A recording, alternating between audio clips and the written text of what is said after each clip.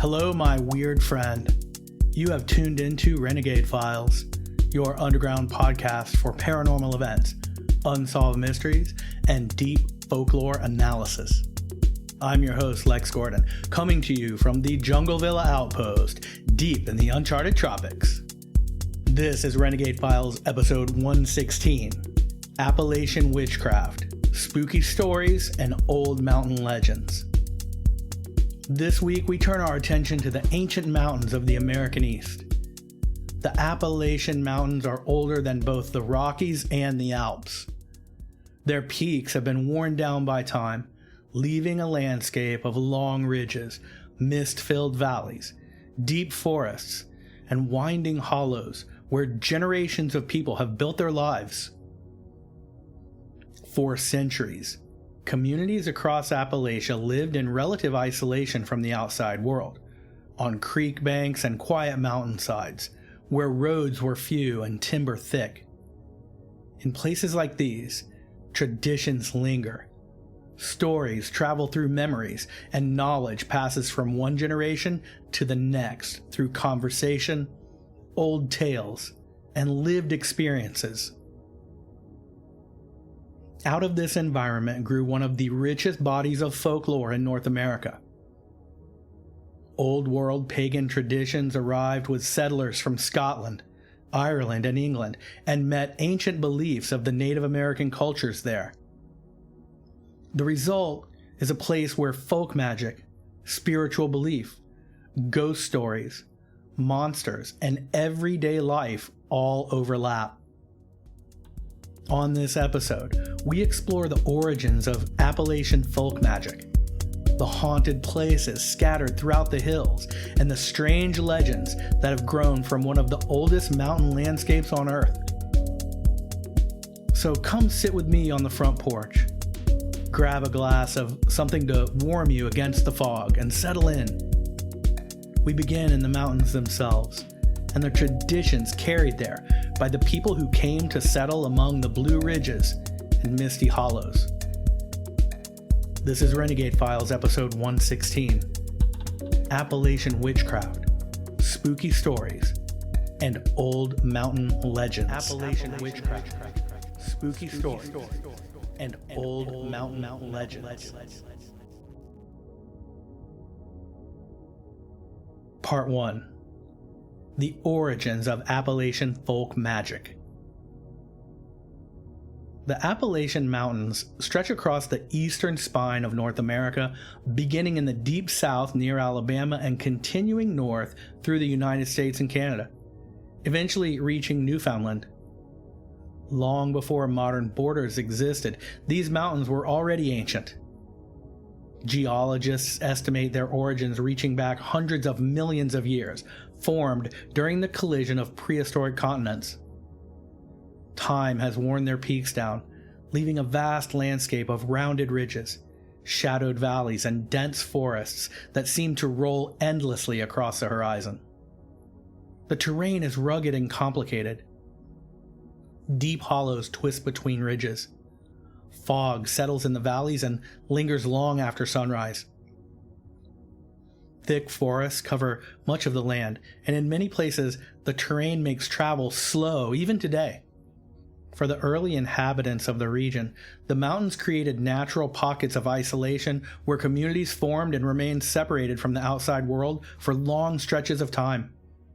That isolation played a powerful role in shaping the culture of Appalachia. Traditions that arrived with settlers often stayed intact for generations. Stories were passed through families, spoken around fireplaces and kitchen tables. Customs were preserved not through books or institutions, but through memory and repetition. European settlers began moving into the Appalachian region in large numbers during the 18th century. Many of them came from the borderlands of Scotland and England, from the highlands of Scotland, and from Ireland.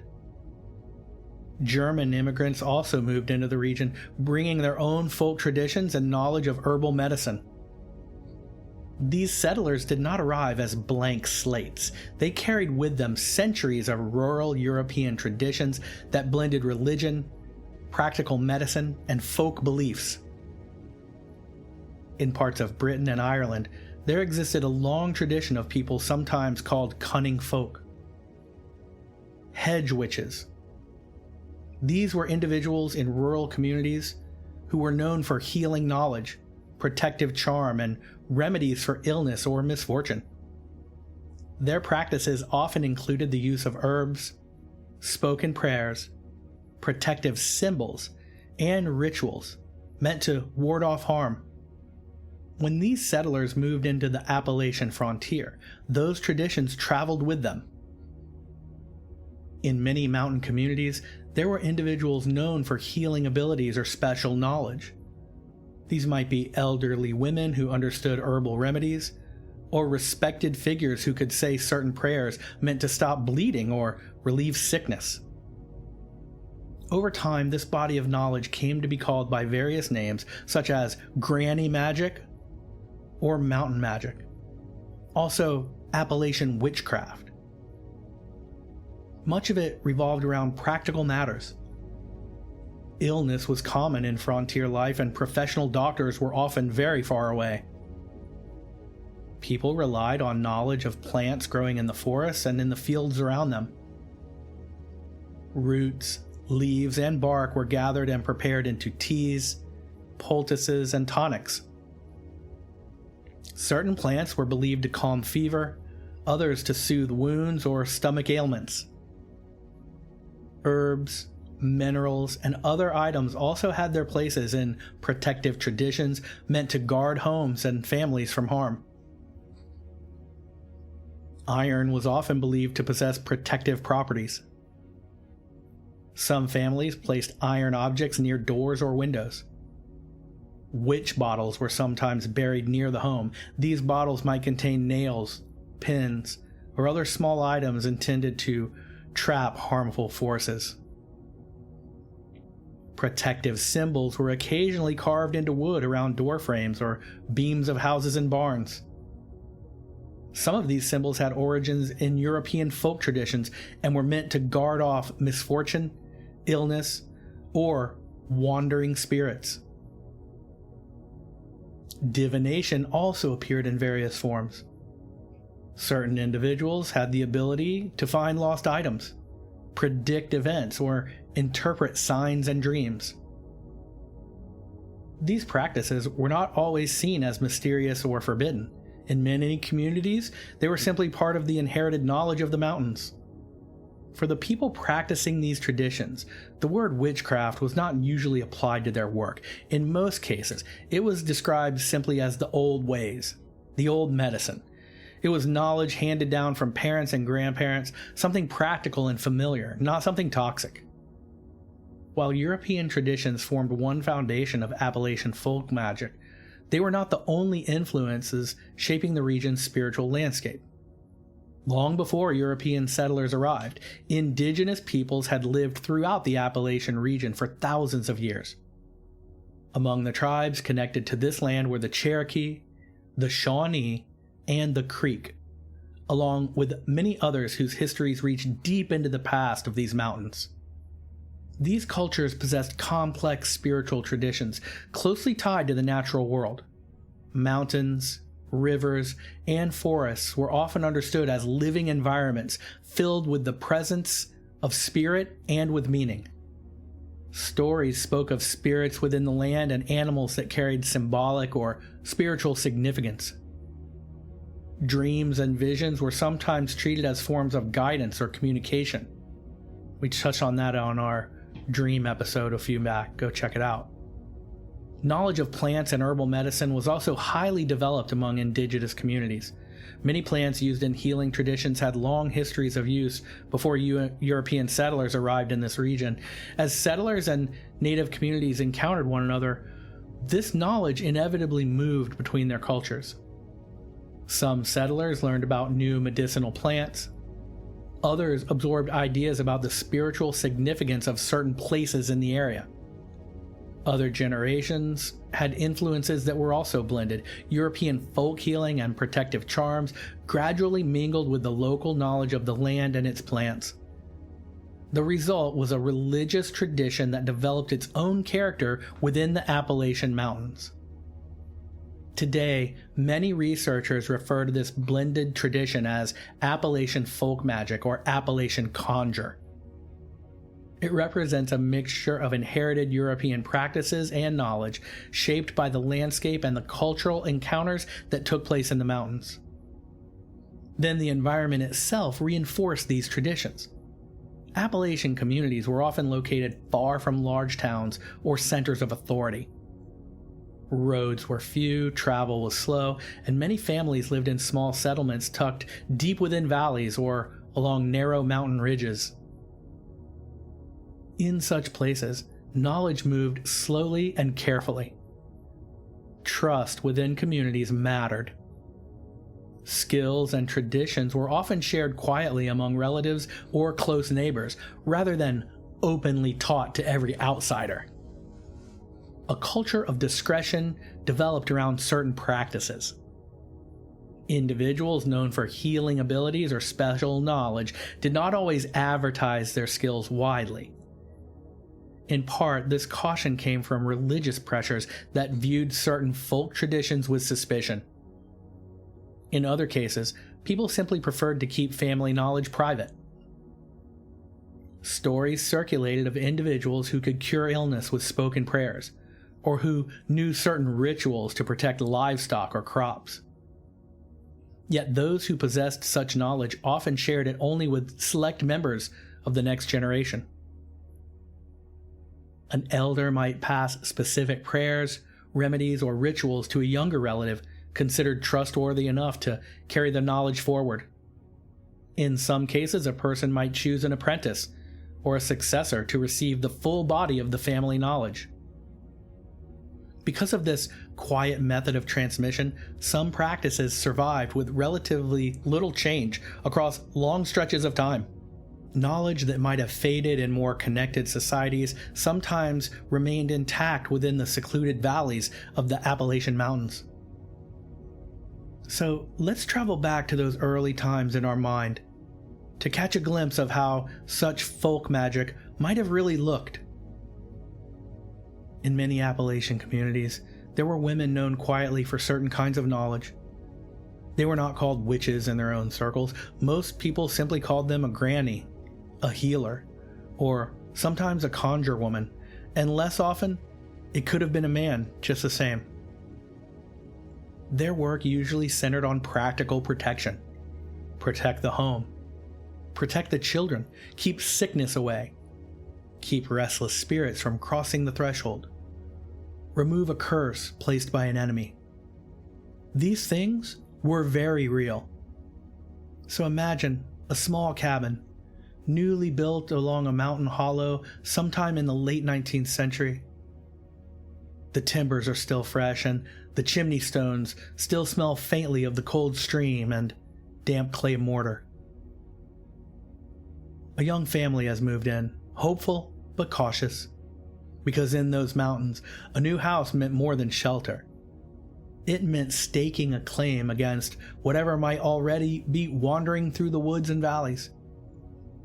Ghosts in those parts and times were not some imaginary spirit in a haunted house, but the real ancestors of those who lived on the land for ages. Or the spirit of a cast-out witch from a century ago who may have built a shack in this same valley and who still seeks her forever solitude and peace. On a cool evening just after sunset, the family awaits the arrival of an older woman invited from the community to come to the house. She walks slowly the narrow path with a lamp to light her way in one hand and a small cloth bundle in the other. Inside the bundle are a few simple objects gathered earlier in the day. A small iron nail blackened with age, a pinch of salt wrapped in paper, and 3 dried herbs taken from the mountainside. Rosemary, known in many traditions as a guardian plant. Sage gathered from a patch near the edge of a field. And a bit of dried cedar shaving taken from a fallen limb. She also has a small glass jar, and in her pack, a worn and curled Bible that has clearly been opened thousands of times before. When she enters the home, she first asks the family to open every door and window. This is meant to allow anything lingering inside the house to leave before the protection is set. She thanks the old energies, but kindly asks them now to depart. A sudden wind blows and mountain air moves through the rooms. Candles on the hearth flicker. The fire rekindled crackles. Coals wrangle. The old woman lights a small oil lamp and places it on the kitchen table. In the quiet light, she opens the Bible and turns to the 91st Psalm, a passage long used in protective prayers throughout many of these rural communities. She reads slowly, not loudly, but with steady confidence. He that dwelleth in the sacred place of the Most High shall abide under the shadow of the Almighty. Her voice is calm, almost conversational, as if speaking both to the room and to something beyond it.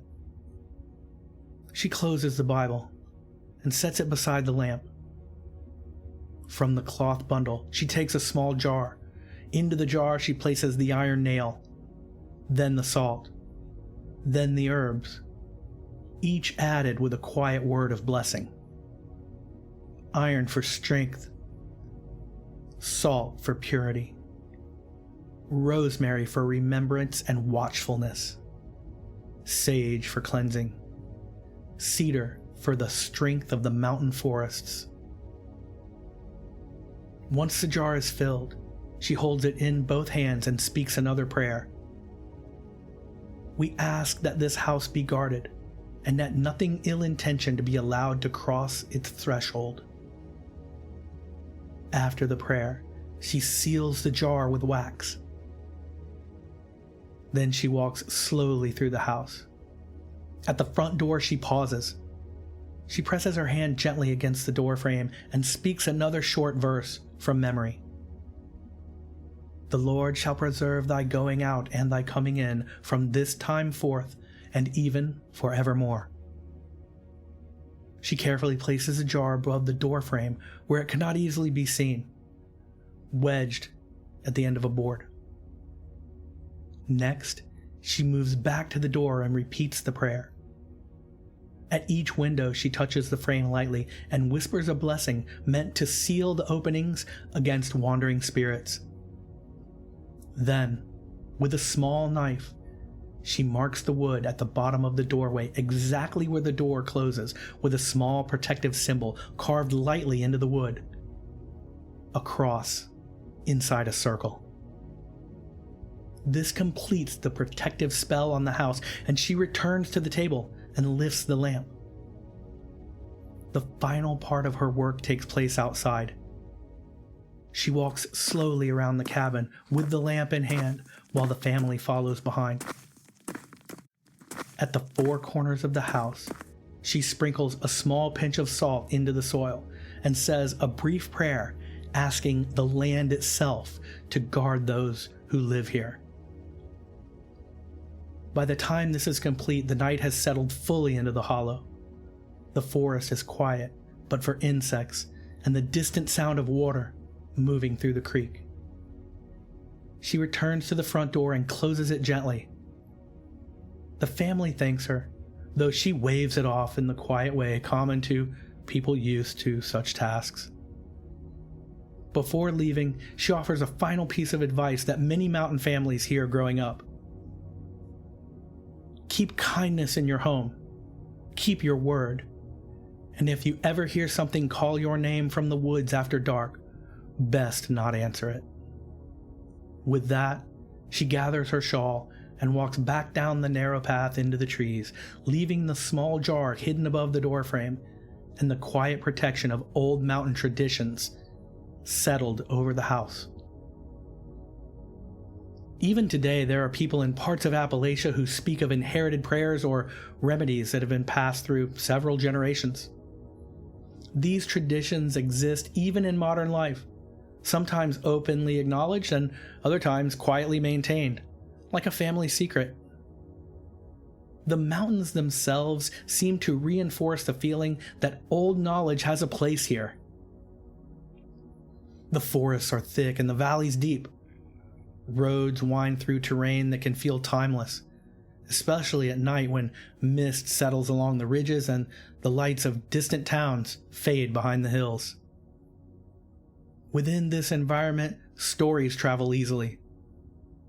A strange event witnessed by one person may become a story repeated across an entire community. Over time, those stories merge with older traditions and become part of the shared memory of the region. Folk magic became one thread woven into the broader cultural fabric of Appalachia. It lived beside the church traditions, local customs, and the daily routines of mountain life. Yet it was not the only mysterious element carried through the hills and valleys of that region. The Appalachian Mountains are also filled with stories of haunted battlefields, wandering spirits, and unexplained encounters on quiet back roads.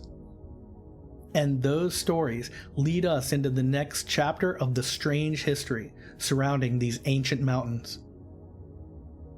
If you enjoy these investigations and want to help keep this independent show alive, join the Renegade Files agency on Patreon and unlock exclusive agent-only bonus episodes, the Dark Intel Files, and secret dispatches from me. If you believe in digging deeper and keeping truth alive, then join me at patreon.com/renegadefiles. There's a link in the show notes, and become an RFA agent today. And thank you to the RFA agents in there already. You make this show possible. Part 2. Appalachian Ghost Stories and Haunted Locations. The old traditions of Appalachian folk magic helped shape the way people in the mountains understood the unseen world around them. When generations grew up hearing prayers spoken for protection, charms buried beneath doorways, and stories of spirits moving quietly through the forest, the boundary between the ordinary and the mysterious becomes very thin. In communities scattered along winding ridges and narrow valleys, strange events often find their way into the local memory. Stories traveled from porch to porch, carried by word of mouth. Over time, many of these stories settled into the folklore of the region. Some involved restless spirits tied to the long history of conflict and hardship in the mountains. Others described unexplained lights moving through dark forests, or figures appearing along empty roads at night. Among the most well-known stories told in Appalachia is the tale of the ghost soldier of Lewisburg, West Virginia. Lewisburg sits in Greenbrier County, a place where the Civil War left deep scars. The area saw troop movements, skirmishes, and occupations during the conflict. The town itself hosted both Union and Confederate forces at different times, and many soldiers passed through the surrounding countryside. In more recent years, the town has hosted historical reenactments to commemorate the battles that once took place there. Participants dress in period uniforms and recreate scenes from the war for visitors and historians. During several of these events, witnesses have reported something unusual. Amid the rows of reenactors and spectators, a soldier appears who does not seem to belong to any of the participating units. He wears a uniform consistent with the Civil War era, but no one recognizes him as a part of the organized event. Observers describe him walking slowly across the battlefield with a quiet, distant expression. He does not interact with the other participants and seems unaware of the entire reenactment itself. At first, people assumed he was simply another reenactor arriving late or moving between the groups. But when a few participants approached to speak with him, he vanishes. Some witnesses say he fades gradually as though dissolving into the air. Others insist that he disappears instantly as soon as someone draws near. Searches of the area find no sign of anyone matching the description. Stories like this are difficult to verify, yet the tale of the Lewisburg ghost soldier has circulated widely among those familiar with the area. For many people, the story carries a simple explanation. The hills around Lewisburg witnessed real battles, and many soldiers died in those fields. Some believe the ghostly figure seen during the reenactments may represent one of those men who's still wandering the ground, where his life long ago ended. Across Appalachia, there are countless places known informally as haunted hollows. The term hollow, or as they say locally, holler, refers to the narrow valleys carved between the mountain ridges, places where small communities often formed along creeks or winding dirt roads. These hollows can feel secluded even in modern times. Tall trees block much of the sky, and the steep ridges on either side create pockets of deep shadows once the sun sets. It's in places like these that many of the region's ghost stories originate. People have reported seeing lantern lights drifting slowly through the forests where no houses stand. The lights move between the trees, sometimes rising and falling as if carried by an unseen traveler. Others describe hearing voices echoing through the woods late at night. A person walking along a mountain road might hear their name spoken from somewhere beyond the tree line. When they stop to listen, the forest returns to silence. In many mountain communities, there's an old warning passed down through families about hearing your own name. We'll get deeper into that later, so stay tuned. Travelers along rural Appalachian roads have also reported encountering figures standing near the edge of the pavement late at night. Sometimes the figure appears briefly in the beam of headlights before vanishing when the vehicle slows or stops. Almost every city or town has a phantom hill, or a ghost curve. Whether these stories arrive from imagination, misidentified animals, or something stranger is difficult to determine. Yet the consistency of the tales across different communities has helped them become a lasting part of the area's folklore. Another story that deeply influenced Appalachian ghost lore comes from northern Tennessee. The legend of the Bell Witch dates back to the early 1800s near the town of Adams, not far from the Kentucky border. At the time, the area was still considered part of the broader Appalachian frontier. The story centers on the Bell family, who began reporting strange disturbances around their home in the year 1817. The events reportedly began with unusual sounds: knocking on walls, scratching noises that seemed to move through the house, footsteps crossing the floor even when no one was there, footsteps on the roof. Soon, the disturbances grew more intense. Family members claimed that they were slapped or struck by an unseen force. Bed covers were pulled off during the night, furniture shifted across rooms without explanation. Many people reportedly witnessed this. Neighbors who visited the homes reported hearing voices speaking from empty spaces within the house. The voices sometimes answered questions and seemed to know details about the lives of the people present. The entity eventually identified itself with a name, claiming to be the spirit of a woman named Kate, and some traced that name back to that of a fearsome witch who had lived in the area in times of old. For years, the Bell family lived with these strange events, which attracted visitors from across the region, hoping to witness some strange phenomenon. Even Andrew Jackson, who would later become president of the United States, was said to have heard about the case and visited the property out of curiosity. The Bell Witch story became one of the most famous supernatural legends in American history. Whether the events had natural explanations, were exaggerated through storytelling, or involved something truly paranormal remains a matter of debate. Regardless of the explanation, the legend spread quickly through nearby mountain communities and became woven into the larger tapestry of Appalachian ghost lore. Beyond individual stories, there are many locations scattered throughout the mountains that locals describe as haunted. Abandoned coal towns are among the most common settings.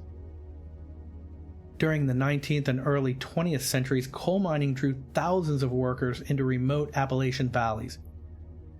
Entire towns grew up around these mines.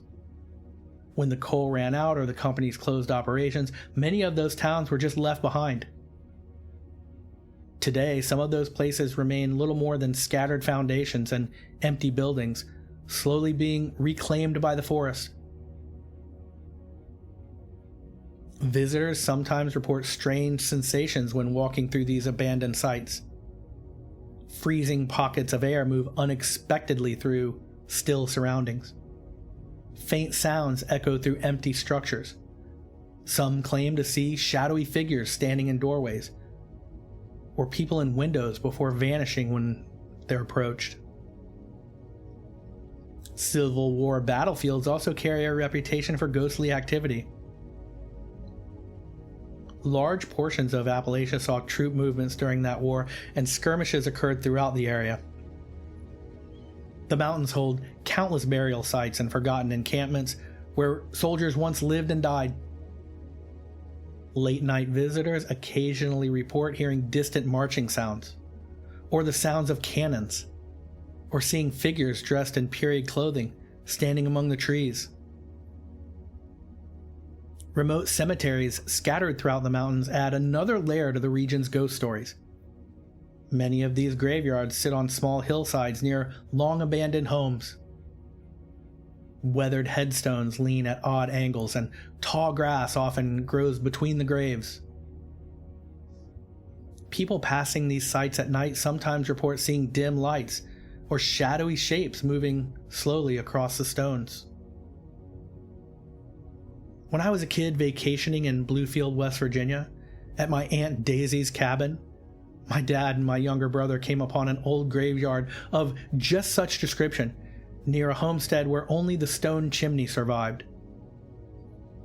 The cabin we went to a few times there was only accessible by an old Willys Jeep, faded pale green, used to cross a creek and ramble up the rocky, washed-out road to reach the cabin that had no electricity and no running water. They just left the Jeep on the flat shoal over the creek when leaving for the winter, right there with the keys in it, where it would sit, sometimes for a year or more. It was about a mile off the main road, and my dad and grandparents always said that it was never messed with, and it would always start the first time whenever they came back to use it. Huh. Different times. Even isolated mountain cabins and forgotten logging roads have gathered reputations over the years. Hunters and hikers sometimes describe hearing footsteps behind them on quiet trails, only to turn and see no one there. Strange lights drifting through the woods appear again and again in Appalachian accounts. Some glow faintly between the trees, and others move slowly along ridge lines or roads before disappearing into the darkness.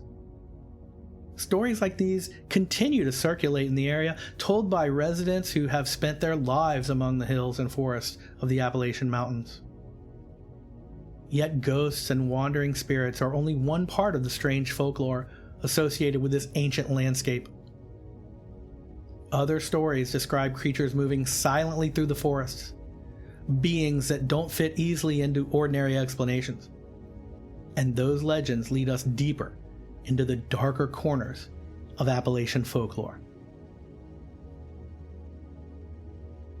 Be sure to check out the Renegade Files shop, a link in the show notes, and at therenegadefiles.com, and grab some cool Renegade Files gear, like a pint glass for your favorite beer, a coffee mug for that late night ghost hunt, and t-shirts, sweatshirts, and the coolest hats ever. All in the Renegade Files shop, a link in the show notes, and at therenegadefiles.com, so you can get some gear today and represent. Thank you. Part 3. Cryptids and Mountain Legends. Beyond ghost stories and wandering spirits, Appalachian folklore also carries tales of strange creatures said to move through the forests and mountains. Some of these legends are old, passed down through generations of storytelling. Others are newer accounts that have spread more recently through word of mouth and the internet. Together, they form a collection of mountain legends that continue to capture the imagination of people living in and around the Appalachian Range. One of the more unusual modern stories is the creature sometimes referred to as the Demon Leaper. Reports of this figure have surfaced in parts of Kentucky and neighboring areas over the past several decades. Witnesses describe a tall humanoid shape seen near wooded roads or along the edges of remote countrysides. The creature is often said to have extremely long limbs and a thin, stretched appearance that looks unnatural when seen in motion. The most distinctive part of the story is the way the creature moves. Witnesses say the figure is capable of covering large distances in sudden leaps. Some reports describe it moving from one hillside to another in a matter of seconds. Others claim to have seen it cross roads in a single bound before disappearing into the trees. Most sightings of the Demon Leaper occur late at night along rural mountain roads. Drivers report a dark figure standing near the roadside or crouched near the edge of the forest. When the headlights approach, the figure suddenly springs away with a powerful leap that carries it far into the darkness. As with many Appalachian legends, the stories are difficult to verify and often vary depending on who tells them.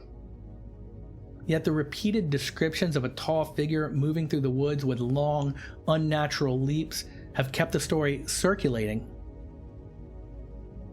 Another creature that appears frequently in Appalachian legend is the Wampus Cat. The Wampus Cat is often described as a large feline creature moving silently through the forest of the southern mountains. Witnesses sometimes report glowing eyes reflecting from the darkness beyond the trees. The animal is said to be powerful and quick, capable of slipping through thick brush without making a sound. Descriptions vary on the storyteller. In some accounts, the creature resembles a mountain lion with unusual features. In others, it's described as larger than any known wild cat. The legend carries deeper roots within the Cherokee tradition. One version of the story tells of a woman who once lived within a Cherokee community long ago. According to the legend, the tribe held sacred ceremonies that were meant only for certain members to witness. These rituals were connected to spiritual practices and the relationship between the people and the forces of the natural world. Curious about what took place during the ceremonies, this woman secretly hid herself near the gathering place to watch the ritual. In order to remain hidden, she covered herself with the skin of a mountain lion. The story says that the spiritual leaders of the tribe discovered what she had done. As punishment for violating their sacred ceremony, she was cursed and transformed permanently into a creature that was neither human nor animal.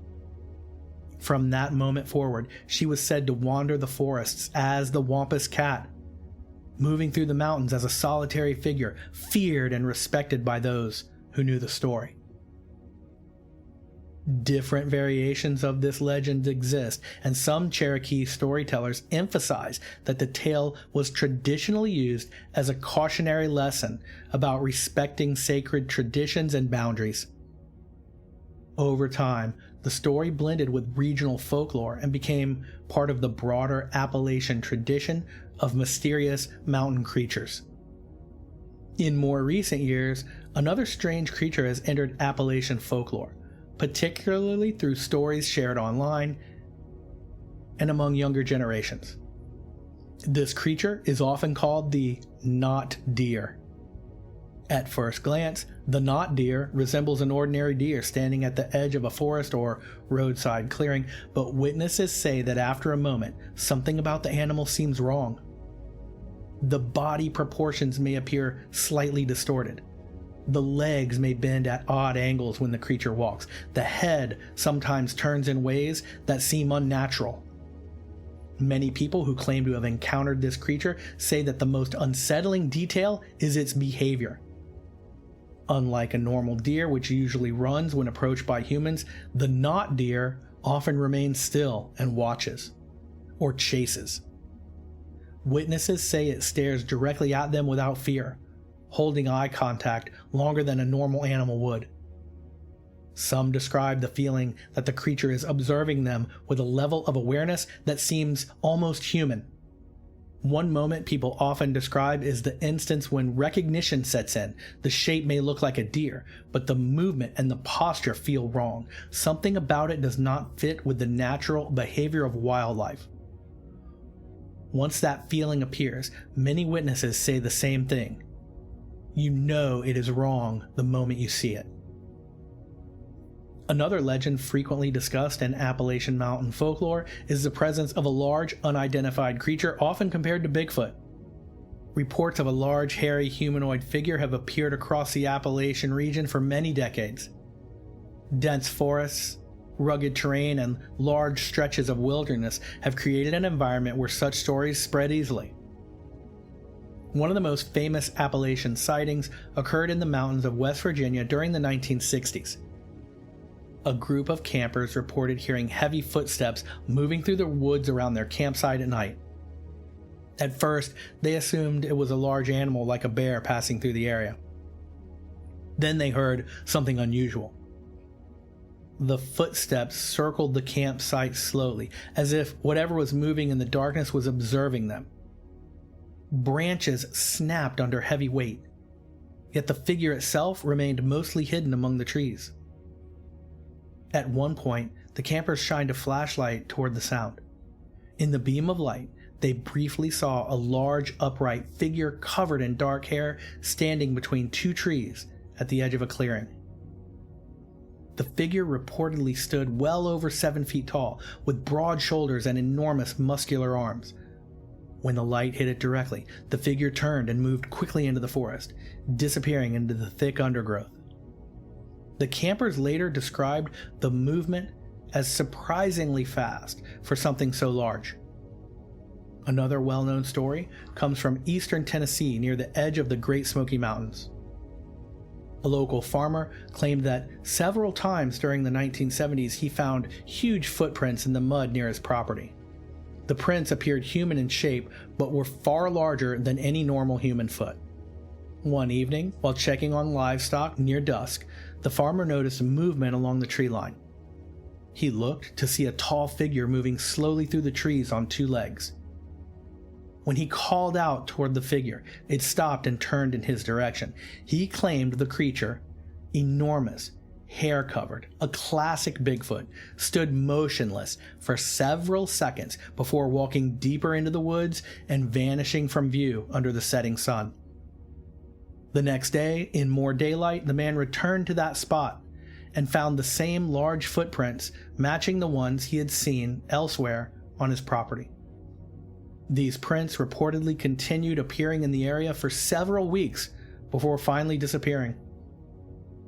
Stories like these remain controversial, with skeptics attributing them to misidentified animals or exaggeration. Yet sightings of large identified figures continue to appear in reports from various parts of the Appalachian mountain range. In addition to these creatures and ghost stories, Appalachian folklore also contains a series of quiet warnings that many families still repeat. These have become known as the Appalachian Mountain Warnings, and they're usually passed on as simple rules from older generations to younger ones. For example, never whistle in the woods at night. Don't follow strange lights into the forest. If someone calls your name from the trees after dark, especially in the woods outside your house, do not answer. Remember the old conjure woman in our protective spell story said this. Another one is, if you're walking through the woods and come across something that does not belong there, it's best to leave the area immediately. Stories circulate about hikers discovering strange objects in the deep forest. A wooden door nailed to the side of a tree where no structure stands nearby. A flight of stairs rising alone from the forest floor and built there for no logical reason. Trees marked with symbols in brightly colored paint that seem out of place among the natural surroundings. In most cases, these things may have ordinary explanations. Old construction debris, abandoned logging equipment, or hunters marking game trails. Yet the warnings attached to these discoveries remain consistent. It could also be marking someone's illegal moonshine still. Such folks don't go looking for trouble, but they do not take kindly to trespassers either. So the advice is, if you see something that does not make sense in the deep woods, the safest choice is to turn around and go back the way you came. Many of these mountain sayings likely began as practical survival advice. The Appalachian wilderness can be dangerous, especially at night or in unfamiliar terrain. Encouraging people to stay alert and avoid wandering into unknown areas was a sensible way to protect inexperienced travelers. Over time, these practical lessons blended with the region's long tradition of storytelling. The result is a landscape filled with tales of strange creatures, mysterious lights, unexplained encounters, and traditional cautions, all moving quietly through the forest and hills. And in the Appalachian Mountains, those stories continue to travel from one generation to the next, carried through the valleys and across the ridges of one of the oldest mountain ranges on Earth. All of these legends lead toward a larger question about the relationship between landscape, culture, and imagination. To understand that connection, we can step back and look at how the land, the people, and the stories of Appalachia became intertwined over centuries of history. To dive even deeper into the world of Renegade Files, join the Renegade Files agency on Patreon and become an RFA agent today. You can check out our Patreon page for free at patreon.com/renegadefiles, or just tap the link in the show notes and you get bonus episodes and days of other cool content. And thank you if you're an RFA agent there already. You make all this possible. My summary. The folklore of Appalachia has grown slowly over centuries, shaped by the land and the people who settled among the mountains. These mountains themselves are ancient, among the oldest on Earth. Generations of people eventually made their homes within the hills, immigrating from communities in Europe and places with old pagan witchcraft as their religion, and ancient beliefs as part of their everyday life. Once in these mountains, they often lived in small communities separated by miles of forest and rugged terrain. Isolation played a role in preserving traditions that might have faded elsewhere. Families passed knowledge from one generation to the next. Stories traveled through conversations. The same tales were repeated by grandparents, parents, and children growing up in the same valleys and along the same winding creeks. European settlers brought with them folk traditions that included herbal healing, protective prayers, charms, and rituals meant to guard against misfortune. These practices blended with older knowledge of the land that had long existed among indigenous peoples who knew the forests, knew the rivers and the plants of the region intimately. Over time, these traditions and ideas mixed together in the mountains. Spiritual ideas connected to the land and the animals living within it became part of everyday thinking in many communities. And with these traditions came stories. Ghost soldiers wandering old battlefields, lantern lights drifting between trees, creatures moving silently through the deep woods, spectral encounters on dark mountain roads. Each story travels through the region in its own way, repeated and reshaped as it passes from one person to another. Some stories grow from historical events, others from unexplained experiences, and many from the natural human instinct to search for meaning in unfamiliar moments. Living close to the land also means paying attention to the rhythms of the natural world. Mountain survival often depends on careful observation of weather, wildlife, and the changing seasons. In such environments, unusual sights or sounds rarely go unnoticed or not talked about. Stories become one way of passing along survival knowledge. Over generations, these lessons and experiences blended into a shared folklore that continues to shape how people think about the Appalachian Mountains. Today, the region remains one of the most story-rich landscapes in North America. Old cabins still sit along quiet ridges. Fog still drifts through the valleys in the early morning hours, and long stretches of forest remain where few people ever set foot. Within that setting, the stories continue. Some treat them as simply legends passed down through time, but others speak about them more cautiously. In the Appalachian Mountains, many old-timers will tell you that not every ghost story began as fiction. And even now, in quiet mountain towns and remote hollows, these stories are still being told. So maybe these stories are simply the products of imagination and isolation in the oldest mountain range on Earth, or maybe the Appalachian Mountains hold real mysteries that the modern world has still failed to fully explain.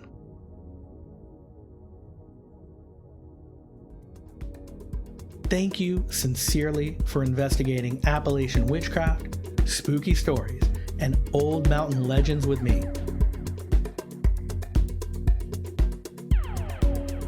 And visit the Renegade Files shop now and grab some cool Renegade Files gear.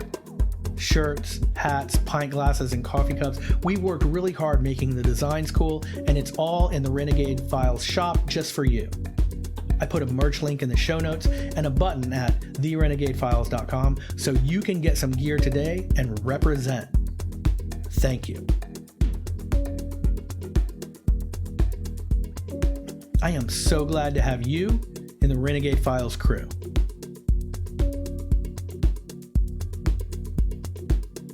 You found this episode and clicked play. You listened up to this point. Now, tap the Patreon link in the show notes and come check out everything I've made for you there. I'll see you inside.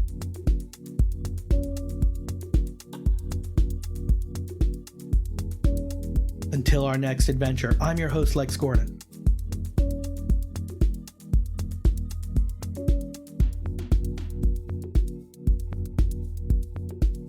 Stay wild, lunar eclipse child.